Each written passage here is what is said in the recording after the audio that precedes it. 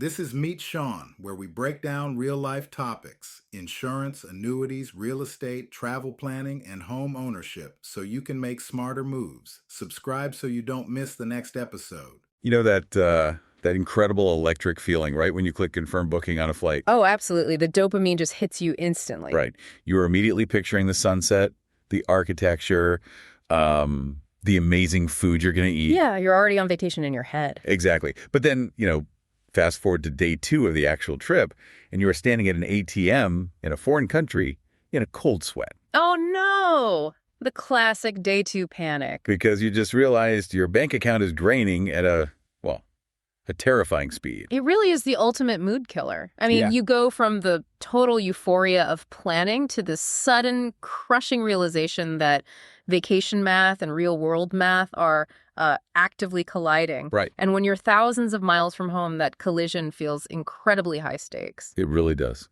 So today, we're doing a deep dive into avoiding that exact scenario.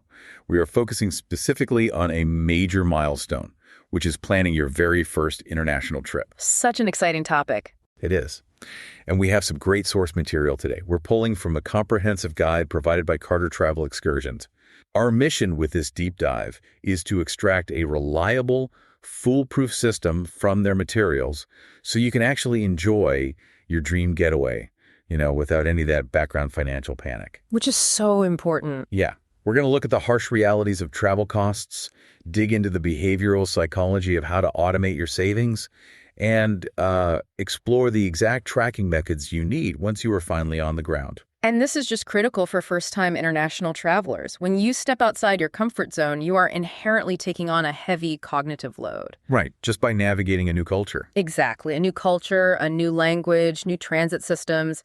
The absolute last thing you want occupying your mental bandwidth is financial anxiety. You just want to be present. Okay, let's unpack this, because before we can talk about managing the money, we really need to look at the reality of what trips actually cost. Yes, we do. And the source material presents this rather sobering cautionary tale about a traveler named Sarah. Oh, the Hawaii story. Yeah, Sarah's Hawaii trip. Yeah. She planned this meticulously detailed getaway. She booked the big items, the flights, the resort, and she honestly thought she was set. But she wasn't. Not at all. By day 2 of her trip, she was checking her banking app with absolute dread. A local luau dinner ended up costing almost double what she anticipated. The rental car had a slew of unexpected taxes. It always happens. Right. And the vibe was just immediately ruined. It really reminds me of going grocery shopping when you're hungry. Oh, that is a great comparison. It's the exact same vacation math. Without a strict list, you just throw expensive things in the cart because they look good in the moment, and you end up with immediate regret at the checkout line. What's fascinating here is the psychology behind why this happens so consistently. Yeah, why do we keep doing this to ourselves? Well, when people plan trips, especially big international ones, they naturally hyper-focus on the anchor prices. You look at the flights, you look at the hotel, and you think, okay, the flight is $1,000, the hotel is $1,000, my trip costs $2,000. Makes sense on paper. Right, but they completely forget to factor in the friction of daily travel. The friction of daily travel. I like that phrase. Yeah, and that friction consists of inevitable, hidden systemic costs. We are talking about mandatory resort fees, currency conversion charges every time you swipe your card. Those add up so fast. They really do. Tourist taxes that hotels just apply at checkout, baggage fees, and, the premium you pay for convenience when you are lost and just need a taxi. Right, the desperation taxi. Exactly. Yeah. The data in our source notes that an average vacation costs between $3,000 and $7,000. But when you look at international trips specifically, that number jumps to between $4,000 and $8,000. Wow. $4,000 to $8,000, which brings up a recommendation from the guy that honestly gave me a bit of sticker shock. The buffer. Yes. They advise building in a 10 to 20% financial buffer on top of your estimated budget. They do, and they're quite insistent on it. But wait, isn't a 20% buffer a bit excessive? I mean, say I'm budgeting $3,500 for a trip to Italy. 20% of that is $700. It's a chunk of change, yeah. If I am already stretching my finances and sacrificing for a year just to save up the $3,500, asking me to find another $700 just to sit untouched in an account feels almost impossible. It feels like a total barrier to entry. I completely understand that friction, but the alternative is far worse. The guide frames this 20% or, that extra $350 to $700, not as an extra expense, but as financial armor. The financial armor, okay. Yeah. You aren't saving that money to go buy designer shoes in Milan. You are saving it to cover the museum that suddenly only accepts cash, or a rail strike that forces you to book a last-minute private car to make your flight. Right. Those things you just can't predict. Exactly. And if you do not use it, you come home with extra money in your pocket. But having that armor prevents the entire trip from fundamentally derailing the moment a systemic cost catches you off guard. So we have this reality check. We know we are looking at $4,000 to $8,000, plus a significant buffer to protect against those hidden frictions. Right. But if we're looking at the timeline of planning a trip, how do we actually get that fuel in the tank? How does a first-time international traveler accumulate that kind of capital without feeling like they are starving themselves of all joy for an entire year? Well, the source introduces a strategy called the sinking fund. The sinking fund? Yeah, and it's specifically designed to bypass our natural human failure to save over long periods. Because we are terrible at it. Oh, we are awful at it. A sinking fund is a strategic savings vehicle meant for a known future expense. You take the total estimated cost of your trip, including that 20% armor, and divide it by the number of months until your departure. Okay, so if I have a $4,000 trip and it's 8 months away, then you need to save exactly $500 a month. Got it. So you break that total cost down into a rigid monthly savings target. But, knowing the target and actually hitting it are two very different things. Which is why the guide stresses that the underlying mechanism for success here is strict automation. You utilize direct deposit, splitting through your employer's payroll system. Meaning the money never even touches your primary checking account. Never. Wow. Yeah, behavioral economics tells us that if money lands in your checking account, you view it as available capital. You suffer from decision fatigue. Every single day, you have to make the active choice not to spend that money on takeout or a concert ticket or a new jacket. Which is exhausting. It is. But by routing a percentage of your paycheck directly into a separate, unseen account, you remove the decision-making entirely. You essentially manufacture a scenario where you are artificially broke in your checking account, which naturally curbs your daily spending. Precisely. And the source doesn't just recommend any separate account, right? They specifically point to high-yield savings accounts. That is a crucial detail. They mention these accounts are earning between 4 and 5% APY. Your money is actually growing by that percentage over the year just sitting there. Right. When you are pooling thousands of dollars over 8 or 12 months, the bank is essentially handing you free cash to add to your travel budget just for utilizing their infrastructure. It is compound interest working in your favor. Yeah. But beyond the interest rate, there is a behavioral layer to the strategy that the guide highlights, which I find incredibly effective. Oh, the naming trick. Yes. They suggest physically logging into your banking portal and renaming the account. Don't just leave it as savings account number 4592. You label it with your specific destination and departure date. Like Tokyo, October 2026. Exactly. Tokyo, October 2026. So what does this all mean? Why does renaming an account actually change human behavior? Well, it relies on a concept called mental accounting. By naming the account, you give the money an identity. You assign it a specific emotional value. It's exactly like writing a friend's name on a piece of leftover cake in the communal fridge. Yes. Because if it is just sitting in a blank Tupperware container, you will absolutely justify sneaking a bite late at night. You'll tell yourself it's fine, no one will notice. Oh, 100%. But if there's a sticky note that clearly says do not eat, this is Sarah's birthday cake, the psychological barrier to taking a bite is massively increased. That aligns perfectly with how our brains categorize money. Stealing from account 4592 feels like a victimless crime.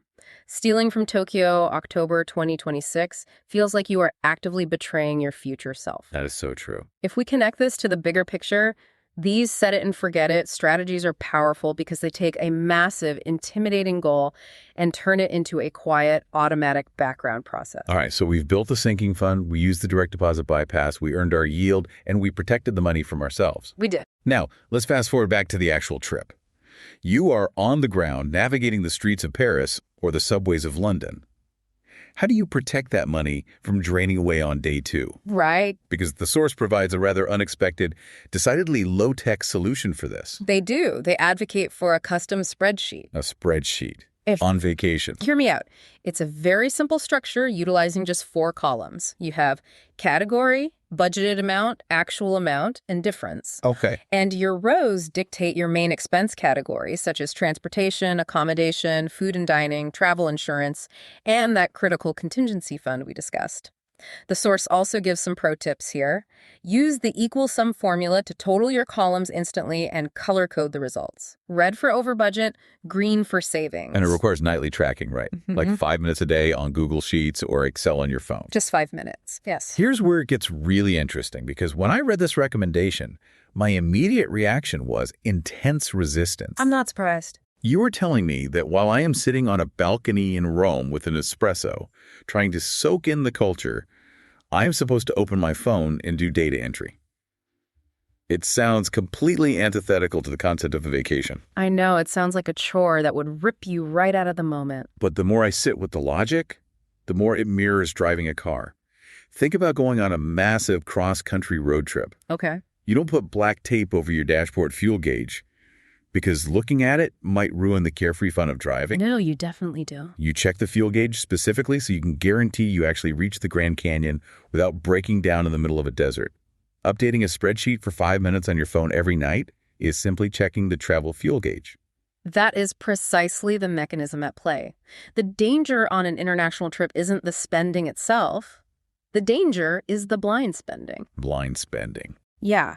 The spreadsheet forces you to compare the budgeted column against the actual column in real time. Let's say you budgeted $100 a day for meals, but on day 1, you decide to treat yourself, and your actual spending hits $140.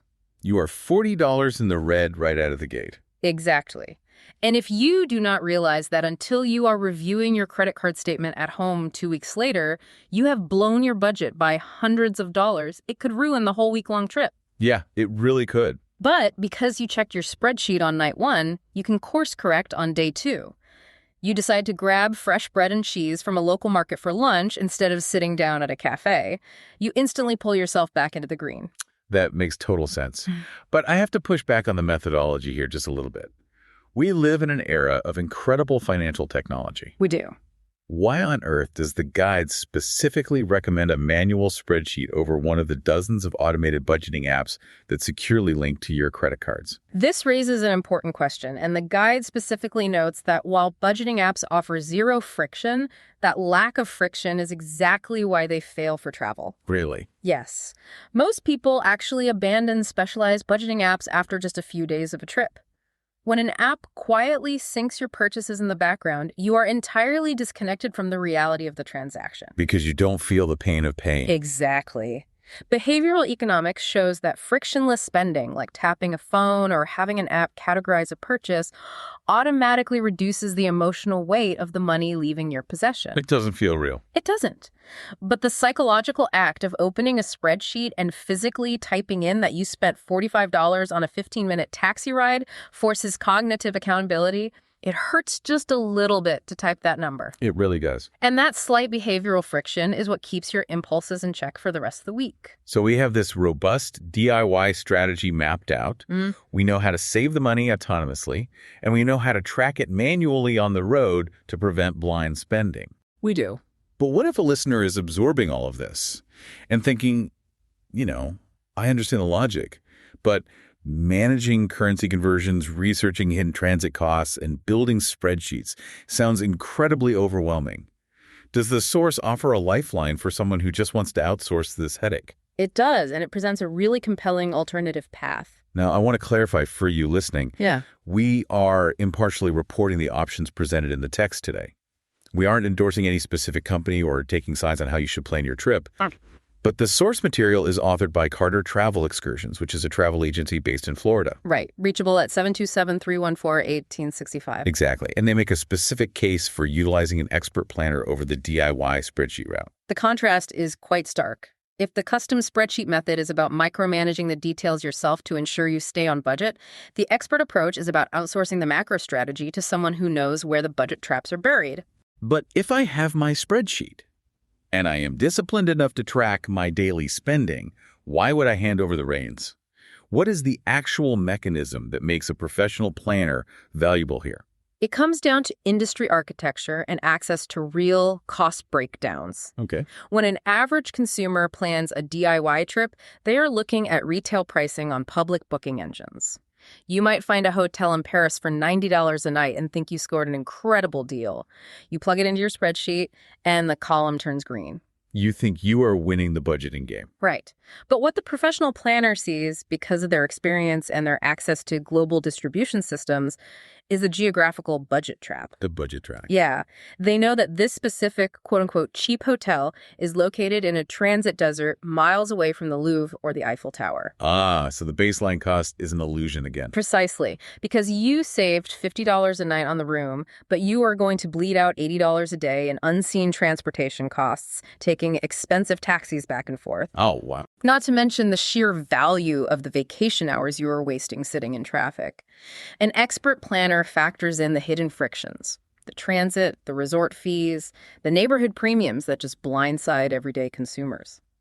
The source also points out that professional planners don't simply push generic, prepackaged tours. No, they don't. If you come to them with a hard ceiling of $5,000, they use their industry knowledge to match your actual capital to a realistic destination.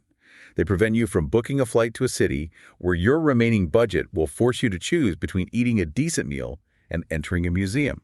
Whether you utilize the meticulous DIY spreadsheet method or you hire a professional in Florida to architect the trip for you, the foundational objective remains identical. Right. You must align your actual real-world capital with your travel expectations so you aren't blindsided by the math on day 2. It really all circles back to intentionality. Let's synthesize everything we've uncovered in this deep dive for anyone gearing up for that first major international flight. Good idea. First, you have to respect the reality of the baseline costs. Expect that $4,000 to $8,000 range and absolutely build in that 10 to 20% financial armor to absorb the hidden frictions of global travel. Second, remove willpower from the savings equation entirely.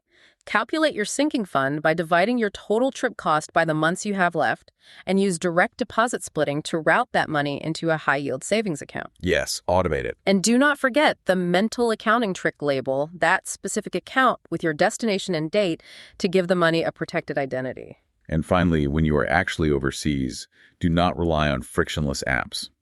Use a simple 4-column spreadsheet and physically type in your expenses every single night.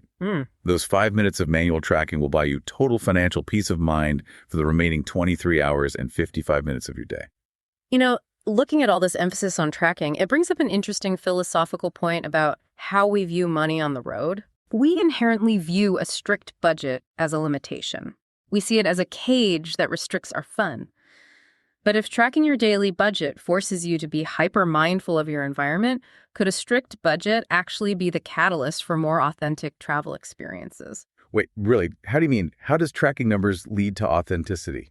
Well, if you are carefully monitoring your spreadsheet and realize you need to save $30 that day, you are going to actively avoid the flashy, overpriced, tourist trap restaurants situated right next to the major monuments. Oh, I see. To hit your budget, you are forced to wander a few streets over, navigate a quieter neighborhood, and look for the modest cafes where the locals are actually eating. It makes so much sense. By forcing yourself to respect the math, you strip away the manufactured tourist experience.